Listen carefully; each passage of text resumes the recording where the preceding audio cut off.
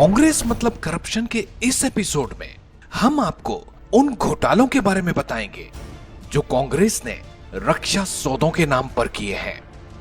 गुलामी की बेड़ियों में जकड़ा भारत वर्षों बाद इन बेड़ियों को तोड़कर आजाद हुआ था। ये वो वक्त था जब देश की दशा सुधारने के लिए सही दिशा की जरूरत थी। लेकिन जिस तरह से कांग्रेस के लिए आज भी देश से पहले परिवार है, इसी तरह उस वक्त भी कांग्रेस के लिए परिवार देश से पहले ही था। इसलिए कांग्रेस ने देश की दशा सुधारने से पहले अपने परिवार की दशा सुधारने के लिए घोटालों की शुरुआत 1948 में ही कर दी थी।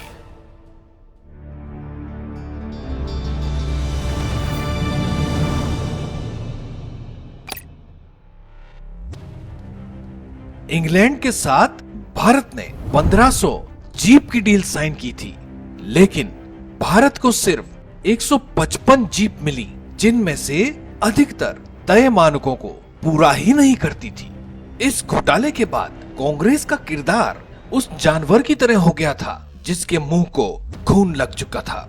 पिता की विरासत को आगे बढ़ाते हुए नेहरू की बेटी इंदिरा गांधी ने भी घोटालों की नींव को मजबूत करने का काम किया।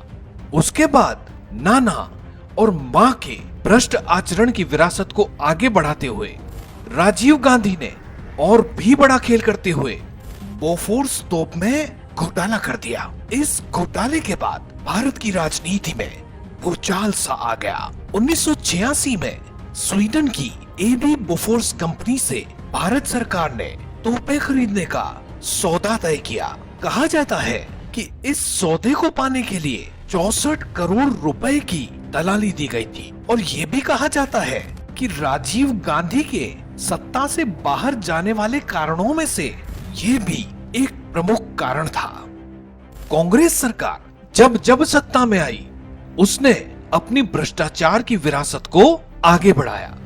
साल 2004 में कांग्रेस को सत्ता मिली तो कांग्रेस देश को लूटने के लिए ऐसे दौड़ी जैसे कोई भूखा भेड़िया अपने शिकार की ओर दौड़ता है। साल 2005 में भारत ने स्कॉर्पिन श्रेणी की पनडुब्बियों के निर्माण के लिए फ्रांसीसी रक्षा कंपनी थेल्स के साथ एक समझौते पर हस्ताक्षर किए थे। $3 बिलियन के सौदे में कांग्रेसी नेताओं ने $175 मिलियन की दलाली ली थी, और इसमें आरोप था पूर्व कांग्रेस सांसद श्रीकांत वर्मा के बेटे अभिषेक वर्मा पर। कहा जाता था कि अभिषेक वर्मा कांग्रेस की तरफ से रक्षा सौदों में दलाली करता है। कांग्रेस की भूख बढ़ती जा रही थी। अब कांग्रेस के निशाने पर थी अगस्ता वेस्टलैंड हेलीकॉप्टर डील।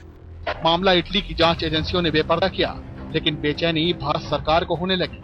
साल 2010 में कांग्रेस सरकार ने फिनमेकानिका से करीब 3600 करोड़ रुपए में 12 अति सुरक्षित अगस्ता वेस्टलैंड हेलीकॉप्टरों की खरीदारी की थी। इस डील में करीब 360 करोड़ रुपए रिश्वत लेने का आरोप था। अगस्ता वेस्टलैंड डील की इटली में जांच शुरू हुई और फिनमेकानिका के सीईओ को गिरफ्तार कर लिया गया। मीडिया रिपोर्ट्स के मुताबिक इटली की अदालत में इस मामले की सुनवाई के दौरान कांग्रेस के कई नेताओं के नाम इस डील में सामने आए। अदालत में जो डॉक्यूमेंट्स पेश किए गए उनमें एक नाम था सिग्नोरा गांधी। जी हाँ, सिग्नोरा गांधी वही हैं जिनका नाम आपके दिमाग में चल रहा है। सोनिया गांधी के अलावा इस डील में पूर्व प्रधानमंत्री मनमोहन सिंह, अहमद पटेल, वीरप्पा मोइली, के.एम. नारायणन और ऑस्कर फर्नांडिस का भी नाम सामने आया था। इसके अलावा कांग्रेस सरकार में टाटा ट्रक का भी घोटाला हुआ, जिसका खुलासा पूर्व सेनाध्यक्ष वीके सिंह ने 2011 में किया। उन्होंने बताया कि टाटा ट्रक खरीद की स्वीकृति देने के लिए उन्हें 14 करोड़ रुपए की रिश्वत की पेशकश की गई थी, जिसे उन्होंने ठुकरा दिया था। इससे पहले 1986 में खरीदे गए 700 ट्रकों की गुणवत्ता और कीमत को लेकर भी सवाल उठे थे, जिन्हें कांग्रेस ने दबा दिया था। बारी बारी से बेपर्दा होते घपलों को देख अब तो ये शक होने लगा है कि सरकार जितने सौदे करती है उनमें दाल में काला नहीं होता, बल्कि पूरी दाल ही काली होती है। घोटाला करना कांग्रेस की रग रग में है। लेकिन उन मामलों में घोटाला करना जो देश की रक्षा, देश के जवानों की सुरक्षा से जुड़े हों, यह बताता है कि देश के साथ गद्दारी तो हुई है।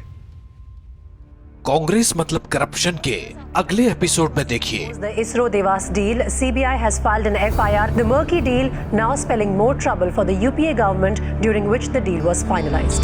जिसे सुप्रीम कोर्ट ने कहा था जहरीला फ्रॉड।